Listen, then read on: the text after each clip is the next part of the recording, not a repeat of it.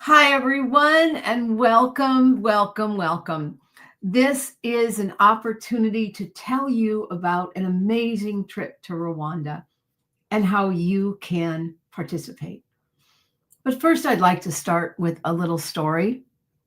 And by the way, thank you for all who joined. I know other people will be joining. We have over 40 people that responded, so looking forward to seeing many of them.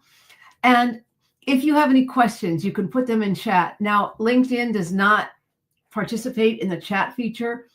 So if you're on LinkedIn and you have a question, you can either post it directly to the LinkedIn page and I will look at them and get back to you, or you can send me a message and I'll also get back to you.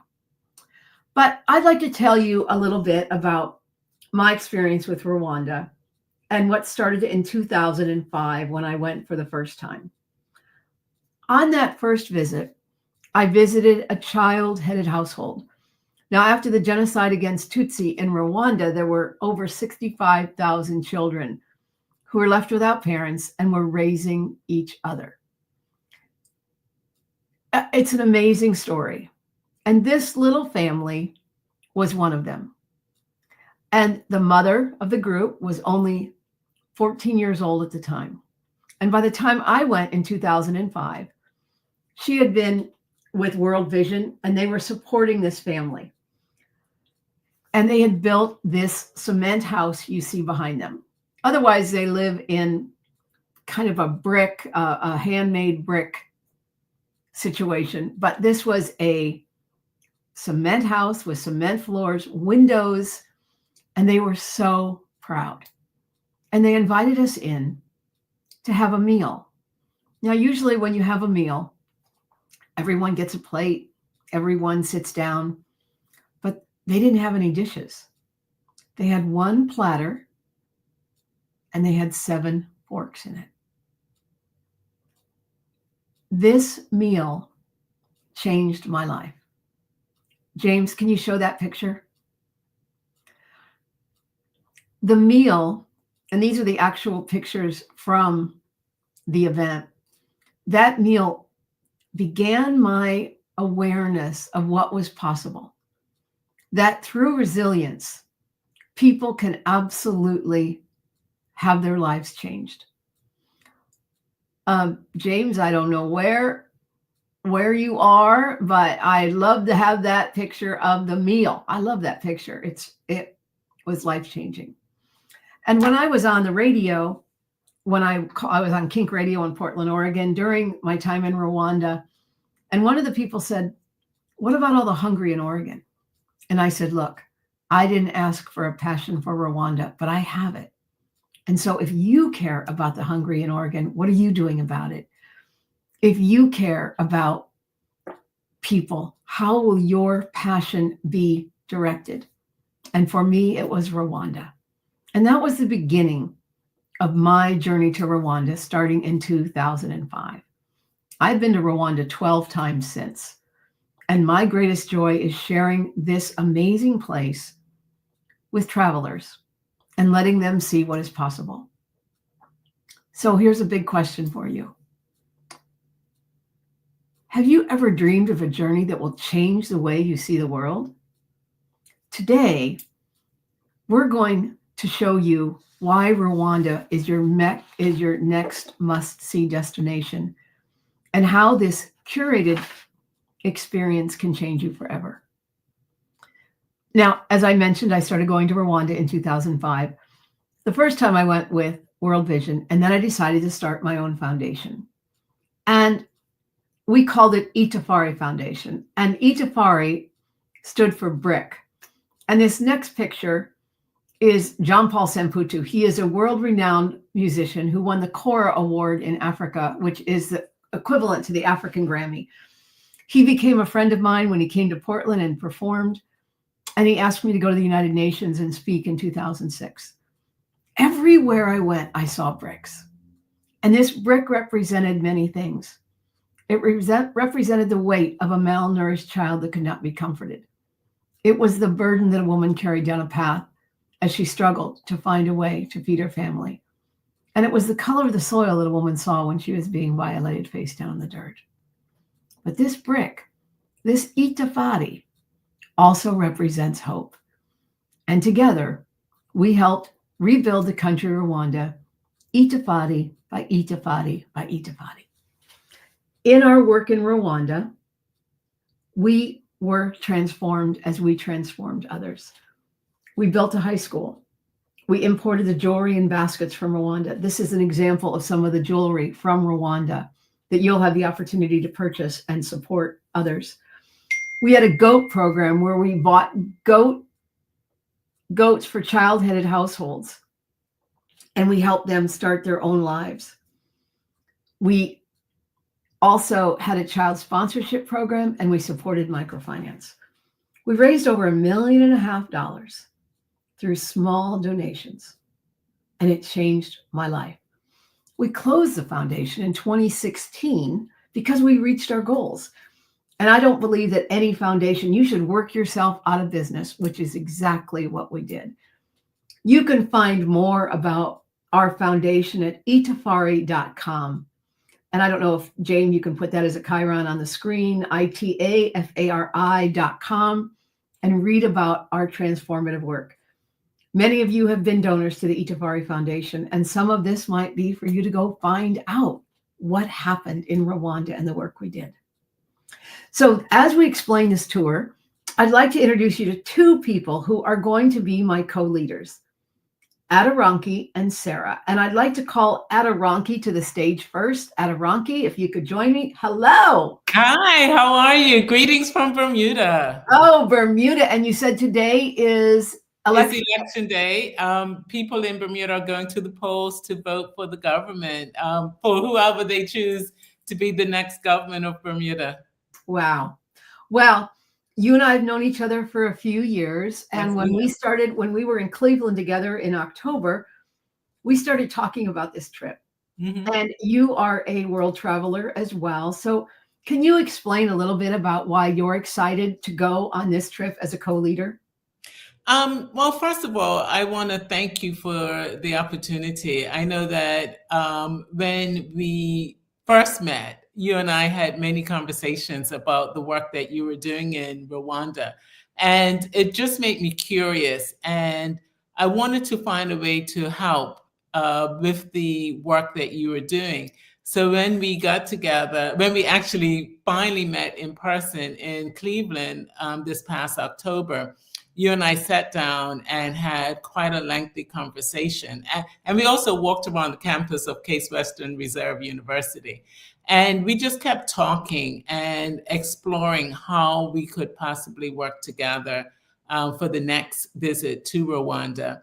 And I committed to providing you with support to make this a reality. So I'm very happy to offer the services that I have and the skills that I have, including, as you know, Vicki, I'm a photographer. So one of the workshops that I'll be offering during my time there is mindfulness photography, which will ultimately help those who come to see things differently, see things with an eye that allows you to see the beauty that is within. And then helping folks to capture images that are reflective of the trip that we'll be taking, and also respectful of people that we'll meet.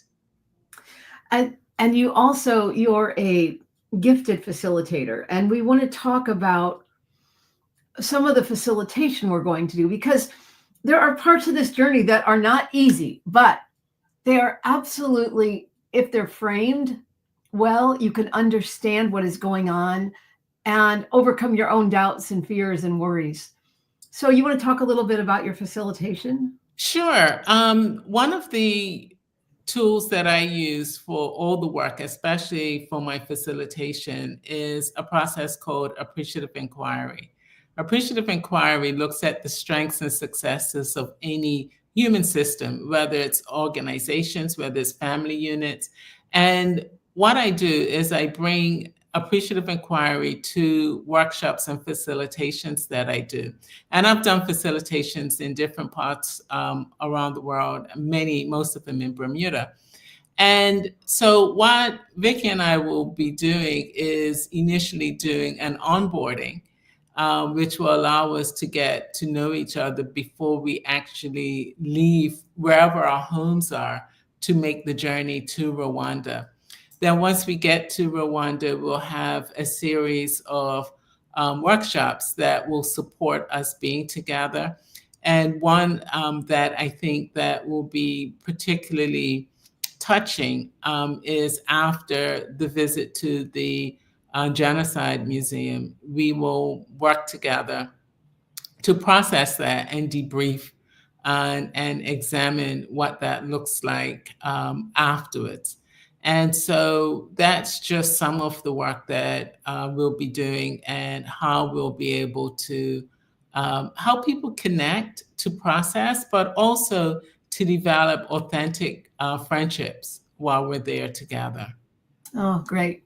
You know, one of the things that a trip like this does is remove what you believe a place is. All I have to say is the word Rwanda to someone, they go, oh, that's such a sad place. And I go, a genocide in 1994 against Tutsi happened. 1 million people died in 100 days. But this country is remarkable in how it has risen, quote, from the ashes. And I always have said this. The people of Rwanda do not want to be remembered for a genocide, but for their strength and resilience.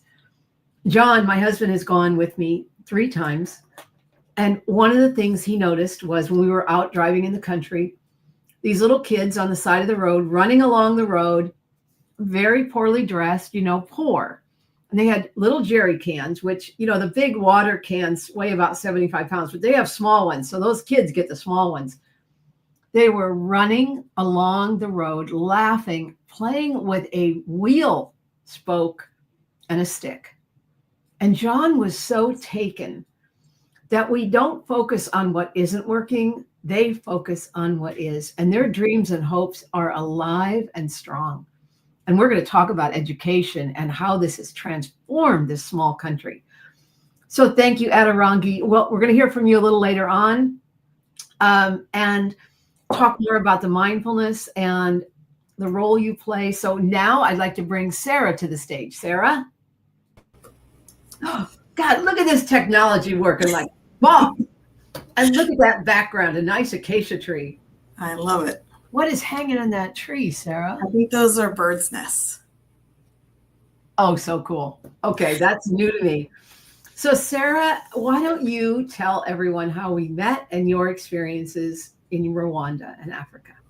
Wonderful. So Vicky and I met when I was scrolling the internet while I was living in London, and I saw these most beautiful pictures of Rwanda.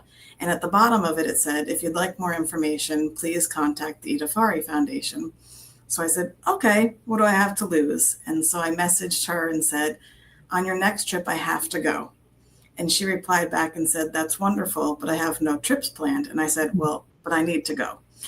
And she said, well, I am going, but I'm going by myself. It's not an organized trip, but if you're willing to go and work, you can come. And I said, I'm in. I mean, within like 2 seconds, it didn't take me any time to think about it.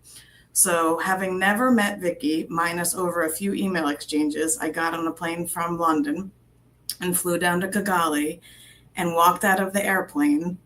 And in a sea of people, immediately we just saw each other. And it was like I was seeing a relative who was long lost, even though we had literally never met before. And it was just history. We realized the other day it would spend close to 20 years. And it just feels like yesterday that I was sitting in her living room. It's been wonderful. And so how many times have you been to Rwanda? I've been to Rwanda 4 times. And without me as well. Yes. Once we did a tour together. Well, the first time was to meet her. And I spent, I think it was 14 days together. Yeah, she was only coming for like 4 or 5. And then as we I started couldn't go home. Don't go, please don't go. And she stayed the whole time. And then the second time we did a much shorter trip tour together. And then I went 2 times on my own through connections that Vicky and I had made together in the country. And it's funny, you have to announce who people are. And so I am Victoria Travash, the president of the Ejafari Foundation. I go, Sarah, what am I calling you? So Sarah was an American scientist living in London. Everybody goes, oh, okay. So that was her moniker. She was the American scientist living in London. And we had the great opportunity to go to a child soldier rehabilitation camp. And I had been there by myself, and I decided I wanted to make a meal for these kids. I should have put a photo up. Sorry about that, James. So Sarah was coming on the next trip. I said, Sarah, do you want to go help me cook a meal for 60 kids in a camp? She goes, yeah, I'm in. So I was making spaghetti and meatballs, and we went to the camp, and many of these kids who had escaped from the Congo and were being rehabilitated as child soldiers. And they were traumatized, but they were kids. And so we picked 6 kids, Sarah? Yep. And most of them had never seen a white person. They didn't speak any English. We speak a little Kinyarwanda. And Sarah's job as the American scientist living in London, who worked with infectious diseases in London.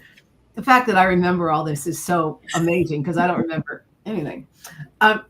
Sarah's job was to help them with sanitation. So she was working with them, and they were so interested. It was so exciting. And I don't camp. I'm not built for camping. So it's like I'm working on a campsite and with this huge pot. And those of you who know me well know that when I cook, I tell people to stir from the bottom. And I went through all the wood in the campfire. I went through all the wet wood, and wet wood, I learned, burns black. So all this smoke is coming up around the campfire. And there's this kid standing in the center, stirring from the bottom. He would not leave that campfire. He didn't want to share. We ended up making the spaghetti and meatballs. And Sarah and I have had amazing experience. We've laughed until we have literally cried. Yes. Like one night, we decided to go next door to this Chinese restaurant and get shrimp. And we got the shrimp, and we're like, it doesn't taste very good. And I go, what are we doing buying shrimp in a landlocked country? So we've had great experiences. Sarah has been a wonderful partner in Rwanda on tours. She is there to support you, answer questions, work through issues, problem solve, and you will love her as much as I do. So Sister Madugadu, which is her nickname, Madugadu is actually what a neighborhood is called. So they have something called Umaganda once a month, which is on a Saturday. I think it's the final Saturday of every month. And the Madugadu, the neighborhood cleans. So this is a very beautiful, clean place. The Madugadu gets together, cleans the neighborhood, has a meal, talks about neighborhood things, and works together. And Sarah liked the word Madugadu so much, I nicknamed her Sister Madugadu. So Sister Madugadu, thank you very much for participating in this. And I cannot wait to see you again in Rwanda. It's been a while. It has. And we will help our travelers go on this amazing journey. I cannot wait. Me too. Thank you. So what we're going to talk about next is some of the amazing places we're going to go, some of the unique experiences, and address some safety concerns, myths about travel, talk about passports, vaccines, and kind of give you the overall experience of this trip. So let's begin with day one of the experience. And James, if you could show the video to start. Rwanda isn't just a place to visit. It's a home that welcomes you with open arms. And for 12 unforgettable days, you'll do more than see this incredible country. You'll experience it as a guest, walking with respect, listening with intention, and leaving transformed. Your journey begins in Kigali, where you'll land in a city known for its beauty, innovation, and resilience. The next day, you'll explore its vibrant streets, learning the stories that shape Rwanda's present and future. On day 3, you'll dive into a conversation about financial freedom across the continent, an opportunity to see how Rwanda is leading the way in economic empowerment. The next 2 days take you deeper into the heart of the community, visiting Education for All in Kigali Parent School, where young minds are shaping the future. Then on day 6, you'll experience Rwanda's rich coffee culture with a visit to Matriarch Coffee Company, where every cup tells a story of empowerment and craftsmanship. Next, it's time to connect with Rwanda's breathtaking natural beauty. Days 7 and 8 take you to Mantis Akagera Game Lodge, where you'll witness majestic wildlife, golden savannas, and the serenity of Akagera National Park. Returning to Kigali, Day 9 introduces you to Gahaya Links, a company empowering women through the art of weaving, each handmade piece carrying the spirit of Rwanda's resilience.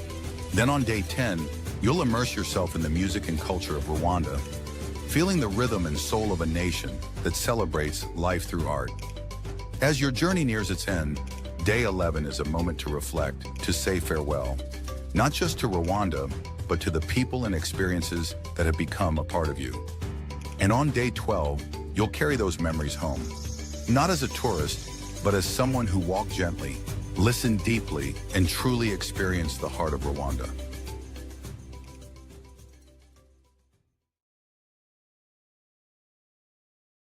So day 1, you arrive in Kigali. Kigali is the capital of Rwanda, and it is a city that has changed so greatly in the 20 years I've been going. In fact, the first time I was there in 2005, we arrived in the evening at around 6, and because it's right on the equator, sun comes up at 6, sets at 6 every single day. News to me because I'm used to the sun kind of moving around, but 6 o'clock, it was pitch dark. We took a drive to our hotel, and it was hundreds, if not thousands of people walking alongside dark roads. We get to our hotel, and we sat down with a bunch of friends that had shown up to visit us, greet us, and the lights went out. It was around 10 o'clock. And I went, oh, I guess the restaurant's closed. Nope, they'd lost power. Turned on the generators, and so there were a lot of brownouts back then. And since that time, what has happened in this country is simply remarkable. The entire country is fiber optic. We don't even have fiber optic in this country all over. They want to become the technology capital of Africa, and they are well on their way. It's a very small country, but what they have is people, and they have intelligence, and they have intellect. So they're using that to create the best version of Rwanda.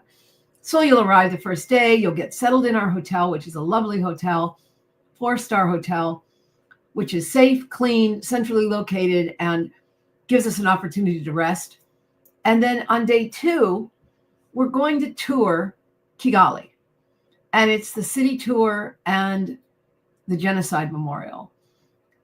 So this is the place where the genocide is explained. And if you've never been to a genocide memorial or a Holocaust museum, it's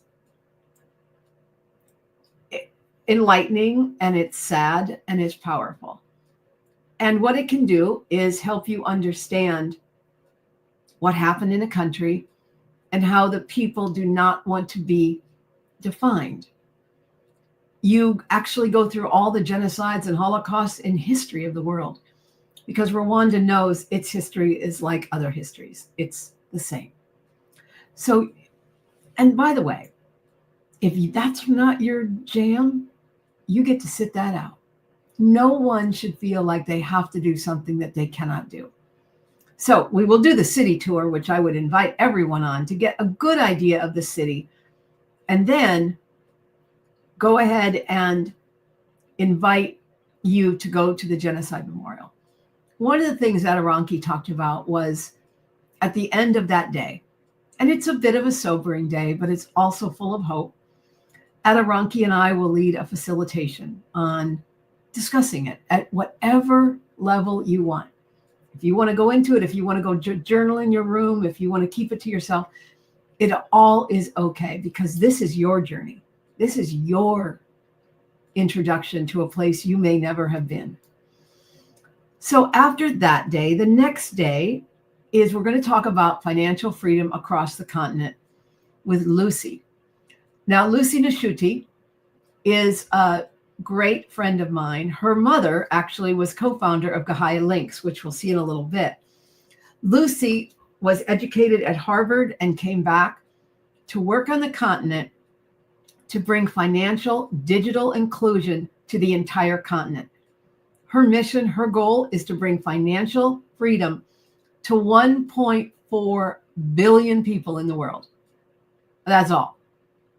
That's what she's going to do. And she is well on her way. She works for an organization called the Cash Alliance through the UNDP. And Lucy has agreed to come and speak. Now, for those of you who think this is kind of a dry area, it is so fascinating what having a phone can mean to a woman sitting on the side of the road selling potatoes. Cash economies are by nature corrupt. There's no savings component. It's very tough to control your money when it's all in cash. But as Lucy and her team bring financial digital inclusion, it's an amazing conversation. And you get to become educated in ways you didn't even know you didn't know. So that is day 3. And there's also some options. Like if you don't want to do that, you can go hike to see the gorillas for the day. And there's no judgment. It's just a different decision. Day 4, we're going to visit a local cooperative called Education for All that is giving a hand to women around the world. Now, Christoph, who runs this, used to be my country director for Itafari. He's an amazing young man. We met at a hotel he worked at as the accountant, and he became my country director. Sarah knows him well as well. And after Itafari closed, Christoph wanted to continue his work. What you're looking at are sewing machines. This was a recent graduating class who each received a sewing machine. And with these sewing machines, they can then start their own business. Now, this is very exciting for me. One of the ideas of this trip is to have a donation component.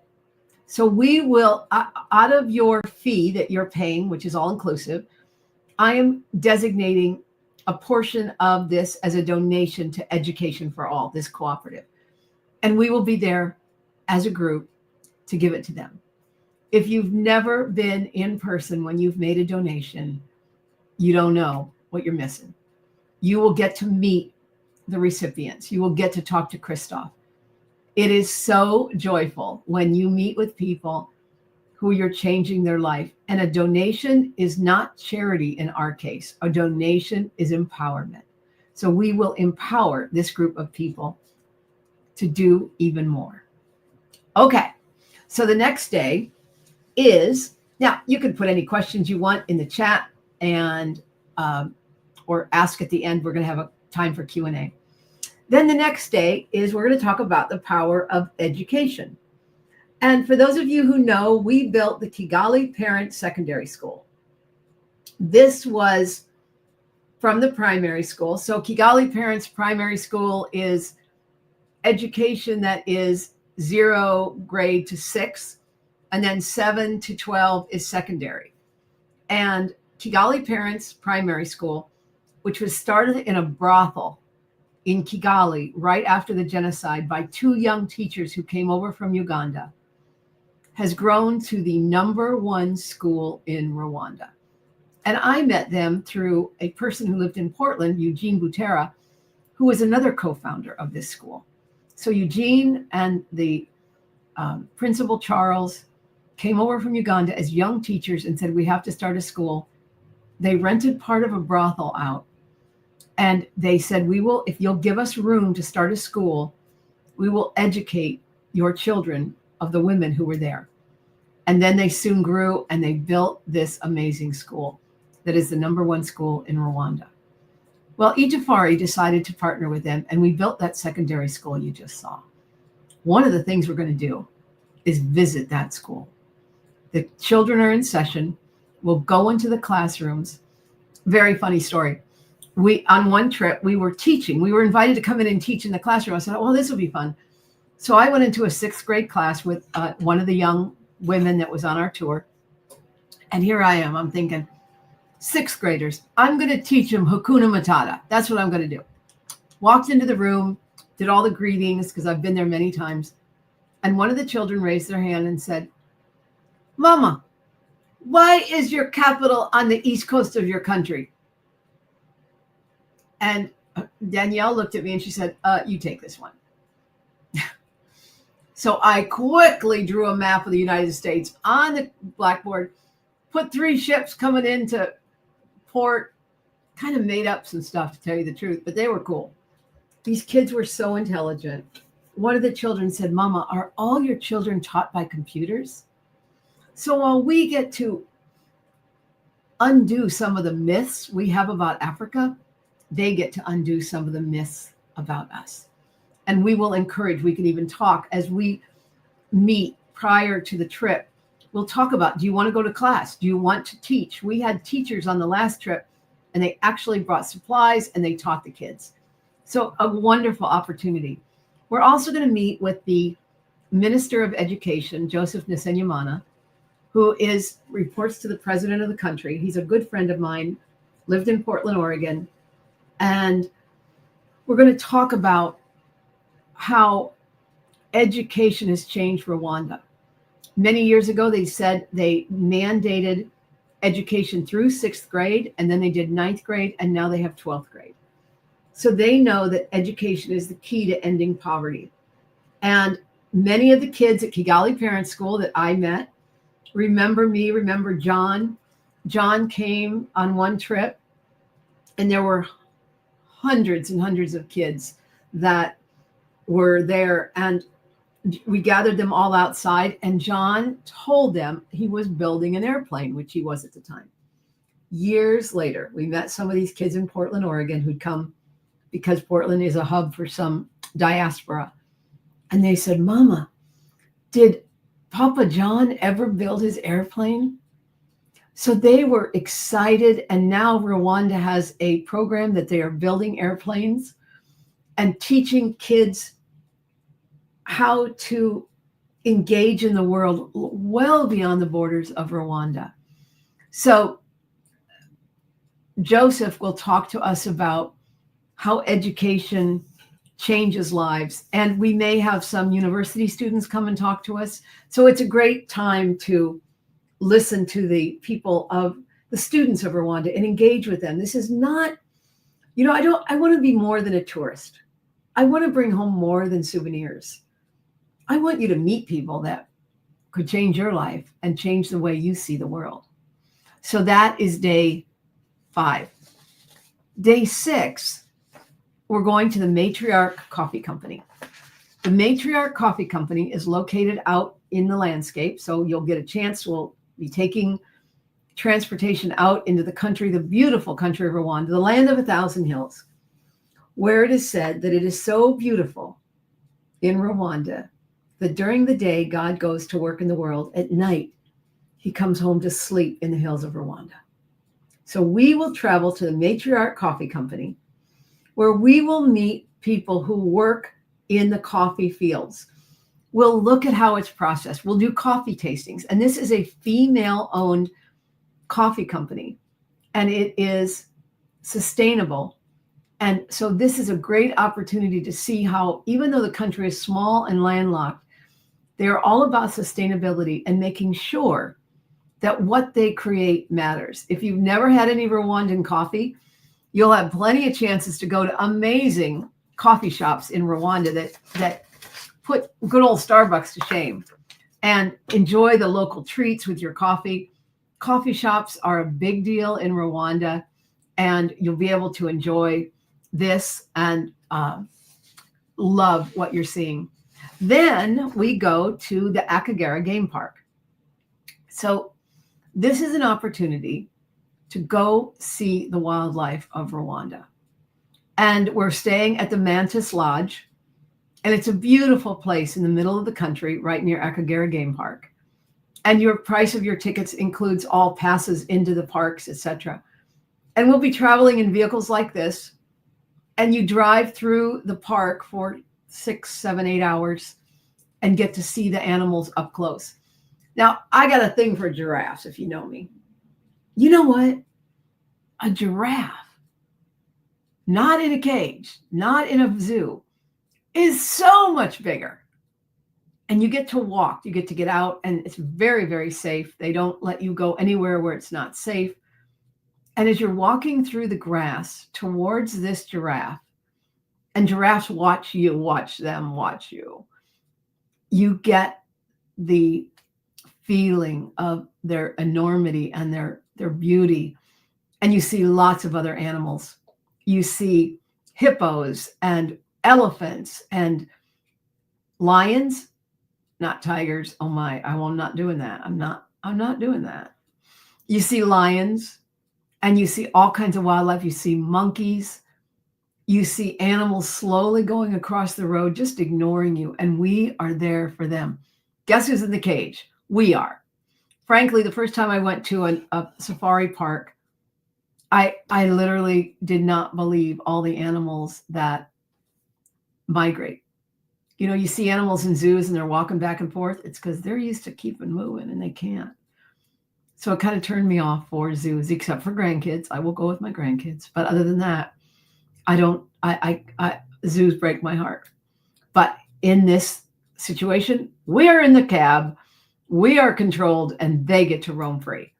So we're going to spend 2 days there. And Aderonki, could you talk a little bit more about your mindfulness and your photography that we're going to do in the park, especially? Yes, absolutely. So what we'll do is I will create some exercises that will help us to really focus on what we're going to see before, during, and after the trip to see the animals. And you don't need fancy equipment. If you have a cell phone, bring it. If you have a camera, by all means, bring it with you. But we will first look inward, and then we'll look outward and allow ourselves to really focus on what we're seeing, not what's obvious, but the beauty that's beneath us.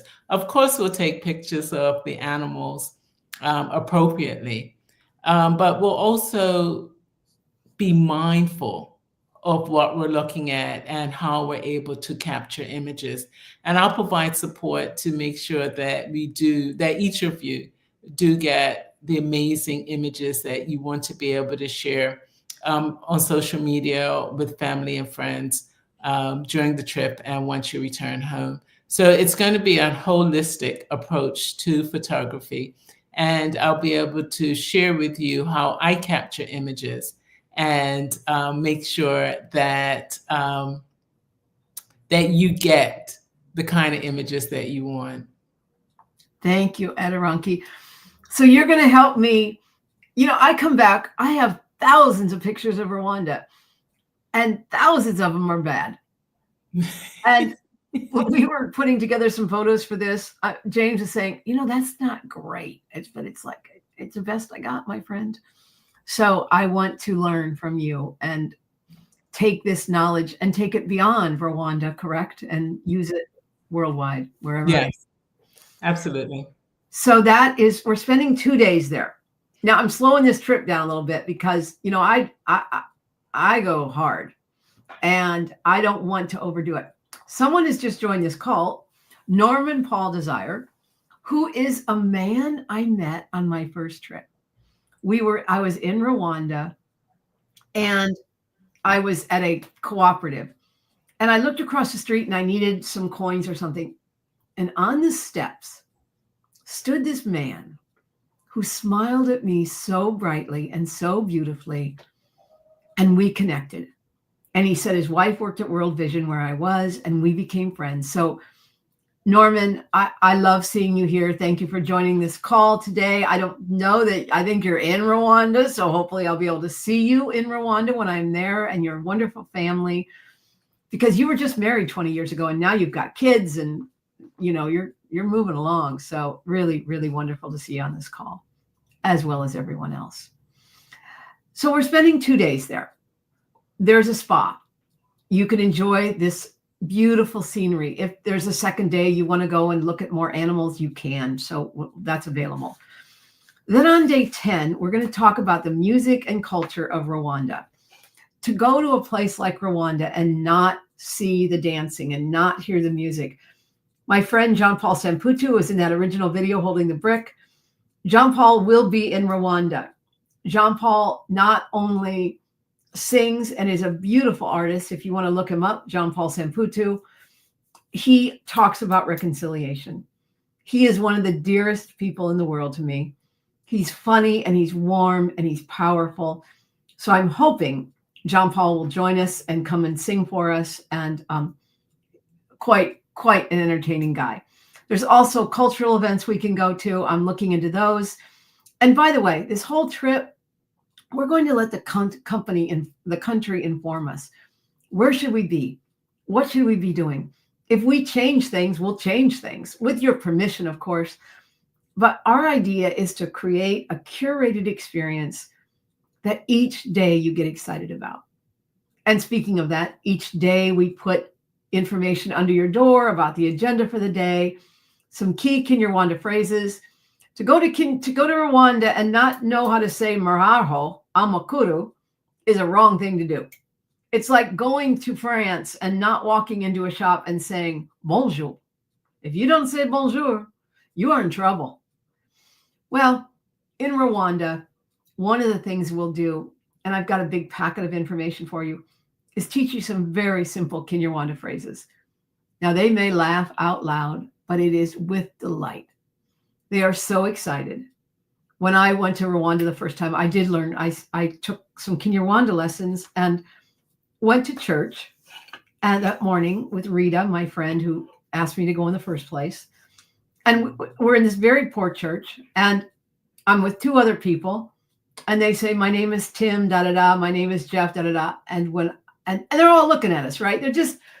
We're strangers in a strange land. And this group of parishioners is looking at us.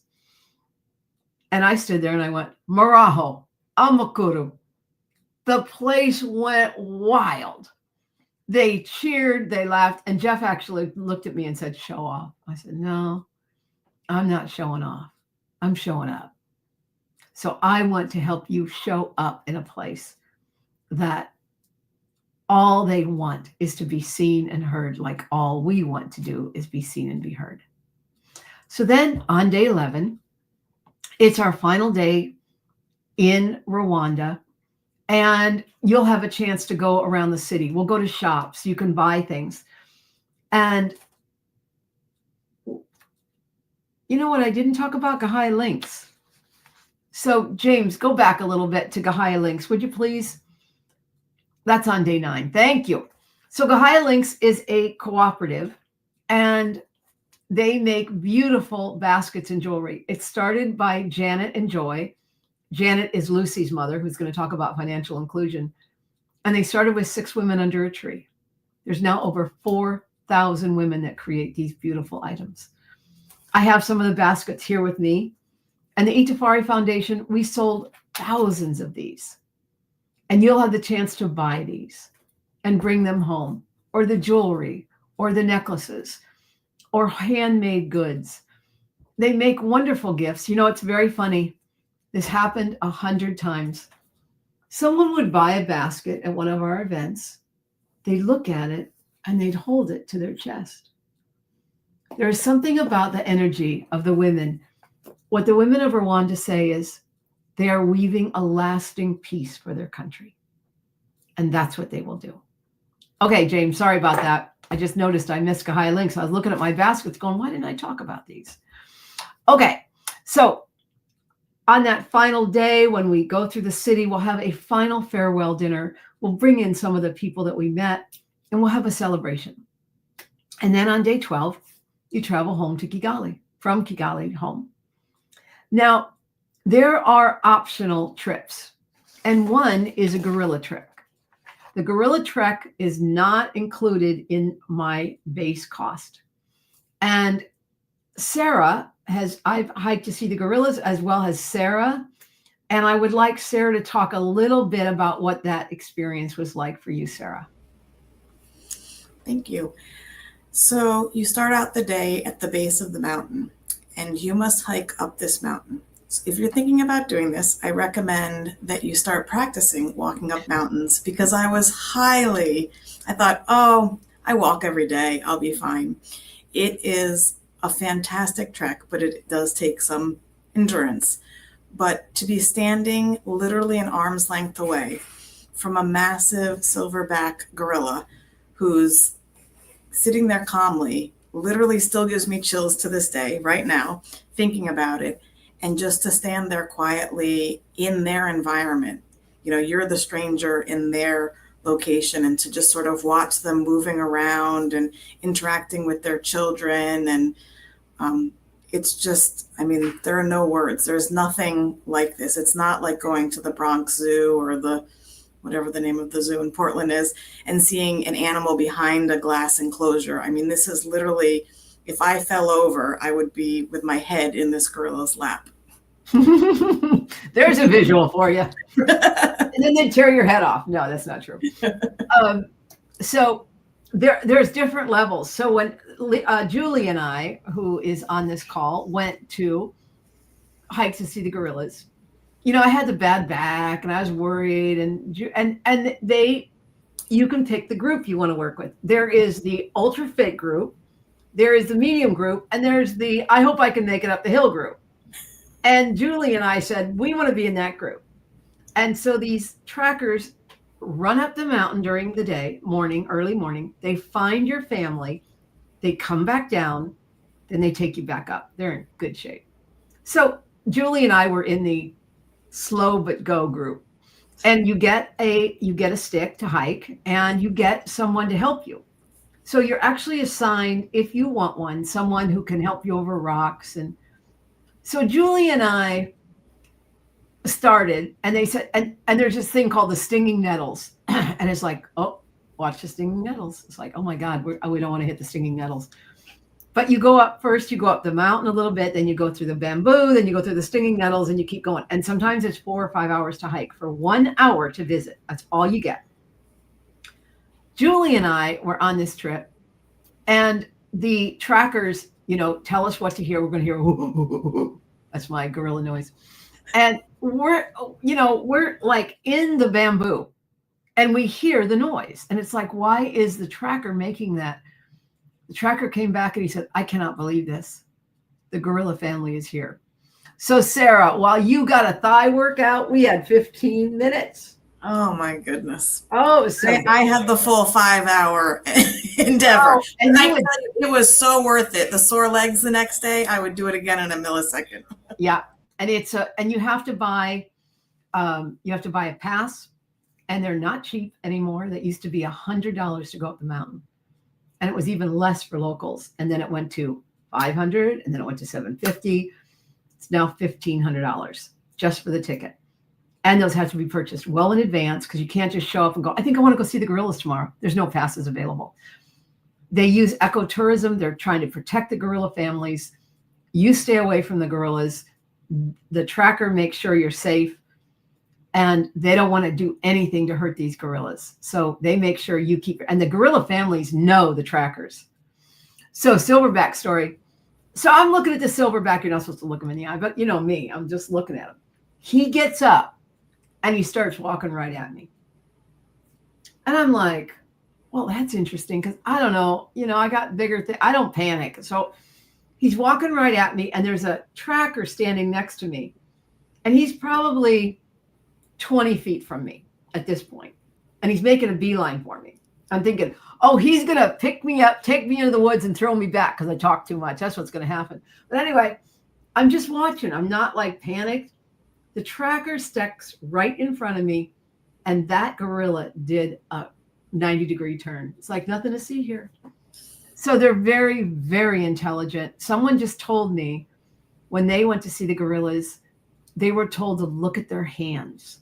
They are just like ours. So you learn so much. So Sarah, thank you for helping explain the gorillas. So that's an extra thing you can do. You can do it before, during, or after our tour. We'll arrange transportation for you you go to Volcanoes National Park. You leave early in the morning, like at 9. So you can't really travel from Kigali there. You stay overnight in a hotel in the Volcanoes National Park, and then you go that morning.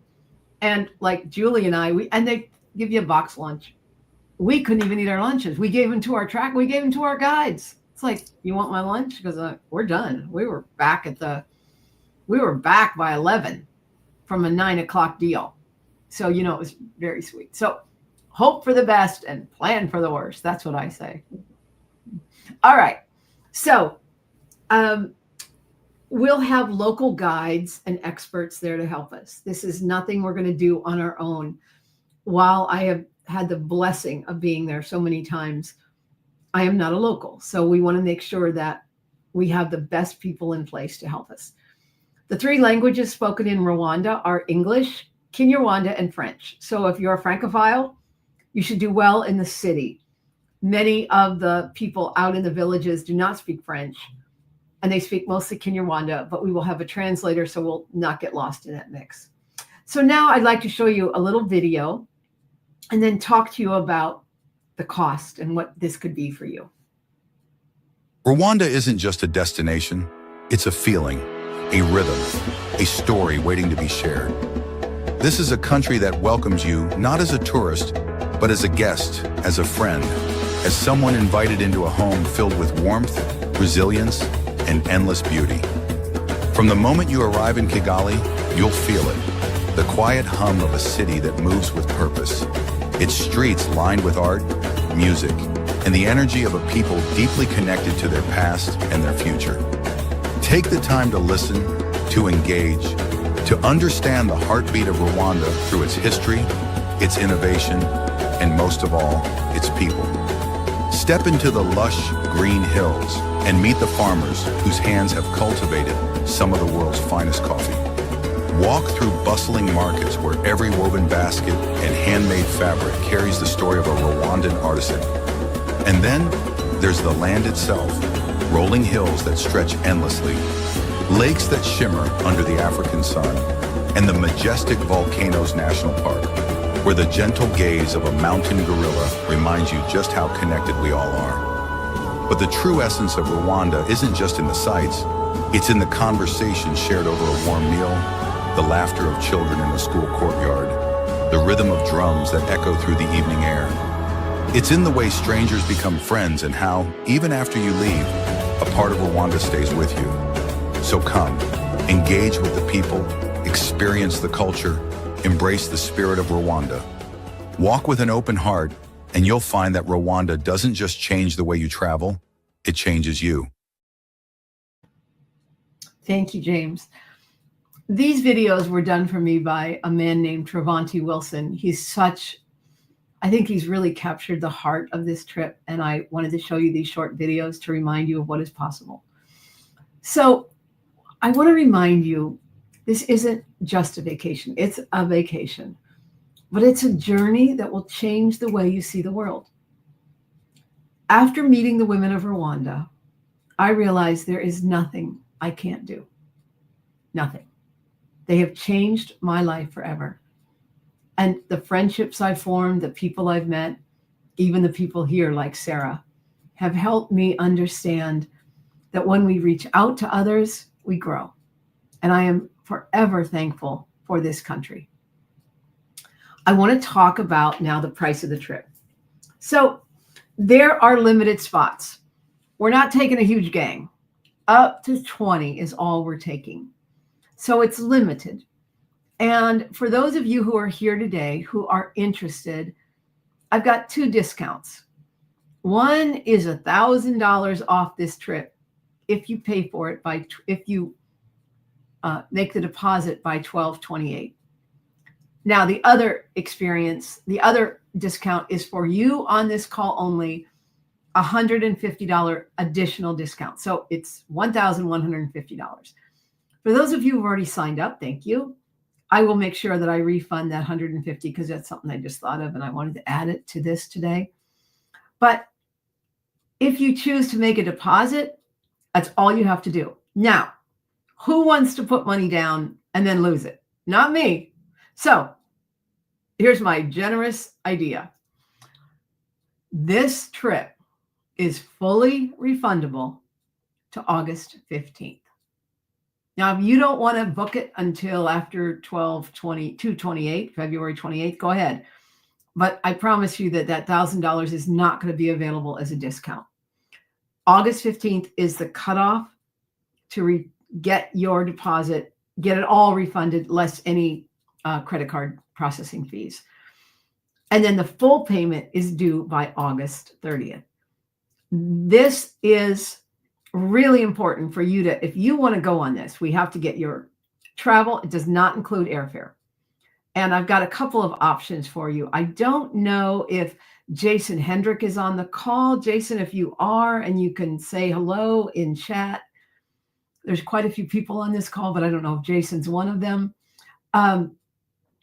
He can help with transportation, and also I use Skylux Travel. So I'll give you a couple options, or you can do it on your own. What's important is making sure that you get everything in order. You need passport, you need vaccinations. And depending if you've traveled to the continent before, there's some vaccinations you've got already, some you might need. And you have to have a yellow fever vaccination, or you could be not brought. Oh, hey, Jason, glad you're here. There he is, right in chat, if you can see that. Jason, I'm sorry. Yellow fever vaccination is required. You could be denied entry into the country without your yellow fever card. But good news. If you can ask your doctor, you can get an exception to the travel, and you get a card that says you're exempt because you're over 65, you've got other health conditions, whatever. I don't know anybody that's ever gotten yellow fever, but you'll also take malaria pills, and we'll get you ready for the clothing and what to take and how to travel. Any question you have, I have an answer. Now, I don't know if it's right, but I got an answer because I want to make sure that you're totally comfortable with this trip. I think that's everything. The sign-up process is easy. You go to the website, and this is the price: $6,125 for single occupancy, $5,750 for double. With the discount, it's $5,147. And I dare you to find a trip cheaper. Now, I'm doing this because I want to take people there. This is not a huge money-making deal for me. You still get the discount if you just put your deposit down. And again, it's refundable, so don't fret. But get it in by February 28th and sooner. If you want the $150, the deposit is $1,000, Stephanie. And if you want the extra $150, you have to put your deposit down by the end of tomorrow. So you have 1 day to get that extra $150. I wouldn't walk away from $150, but you may. It's okay. Make sure that you're comfortable. Again, just put the deposit down, get signed up, and let's talk. I'll go through any questions you have. And if I, after our conversation, say I'm not sure it's a good fit, I'll let you know. And I'll say, I don't think this is right for you. So could you put that page back up again? You go to Rwanda2025.com. There's a QR code. You can click there to go to the webpage exactly or directly. And you can take a screenshot of this if you'd like, or just go to Rwanda2025. You can also reach me at Vicki@Rwanda2025.com. So look there, email if you have a question. And so I'll be holding another webinar for those of you. We had over 42 people signed up. Not everyone could make it today. I'll be holding another one of these on February 27th. So if you thought of someone who you think might enjoy this trip, 1 p.m. Pacific time, again, share with your friends. I want to thank Adoranki, Sarah, our amazing producer, James, for keeping us on track. And I want to thank you all for considering this trip, for showing up today. Some of you are here for emotional support for me, and I appreciate it. Like my daughter, Tara, are you going to Rwanda? I don't think so, but my daughter's on this call, so I appreciate you so much, my girl. And I would like to end with an African prayer and then take any questions you have. So the African prayer says, take care of the children, for they have a long way to go. Take care of the elders, for they have come a long way. And take care of those in between, for they are doing the work. Thank you for doing the work. And now what questions do you have? You can put them in chat, or James, I don't know. Hello, Julie Resnick. Now, Julie is a great person. She has worked in Rwanda, in Africa for a long time. And Julie, I'd love you to go to Rwanda with me. That would be something. We met through our work in Africa together. And Julie, oh my God, I'm so embarrassed. Uganda, you worked in, and she had a program where she gave kids disposable cameras so they could take pictures of their life. And she's turned that into presentations and raised money. So powerful. So thank you for that. So any other questions from anyone? Thanks, Josh. Thank you for being here today, too. Love to have you join us.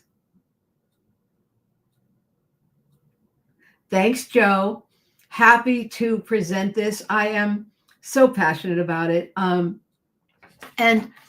Adirunke and Sarah, I'd love some closing thoughts from you.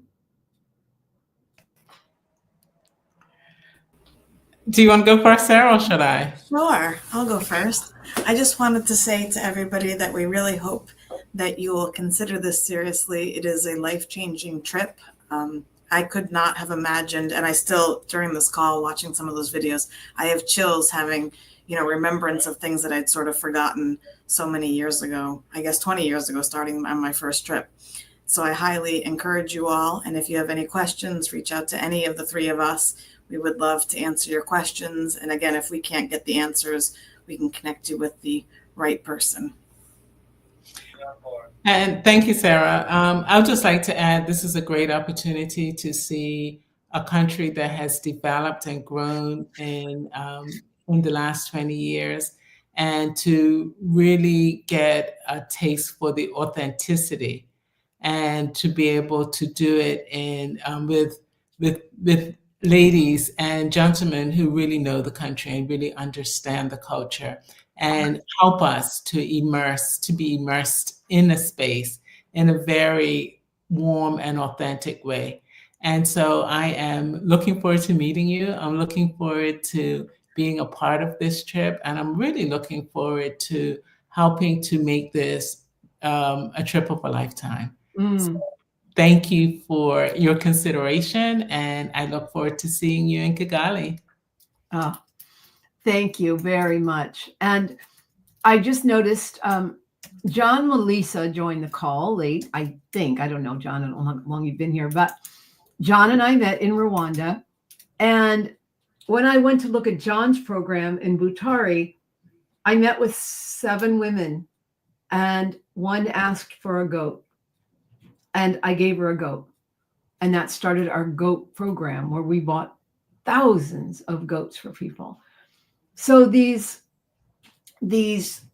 relationships go throughout the years, and they are powerful to us. And you never know how you could change one life. I remember on my second trip to Rwanda, I went back to a women's cooperative, and one of the women looked at me and said, in shock, "You came back." Oh, I thought, I'll always come back. And while it's been a while, we're coming back. And we want you to go with us. Lots is going on, and we will have such a good time. The 3 of us, we are a good time. Yeah? Absolutely. Here you go. And we will enjoy it, and we will have wonderful meals together and take you on a journey. Julie Sclair is going on this trip. Julie, I cannot wait to go to Rwanda with you again. And thank you for enjoying the presentation. And it is going to be an amazing trip. So is there anything else before we show one final video? All right, go ahead, James. Play us out.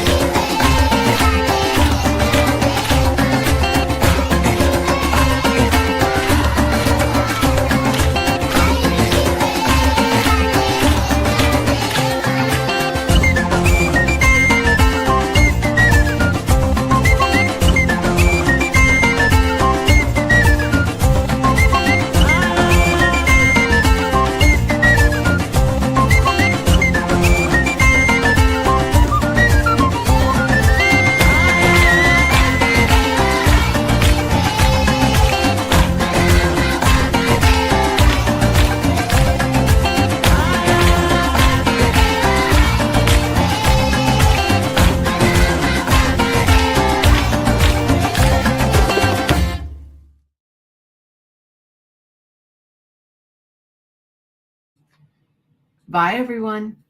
Make sure you contact me. I'll put my email in the chat again if you have any questions, and we look forward to seeing you in Rwanda. Bye.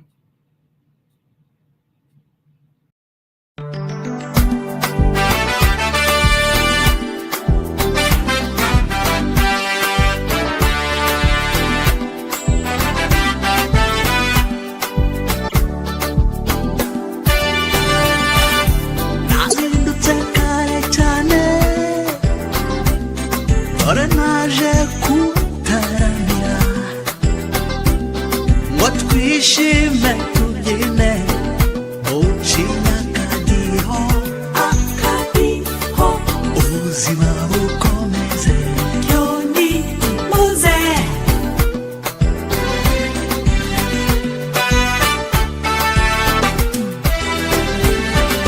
nazindutse kare cyane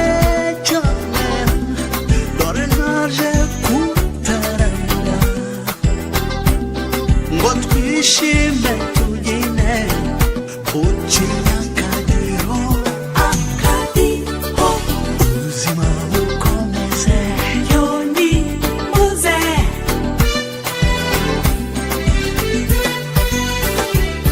nimuze tubyine dutarame twishime tunezerwe nibwo buzima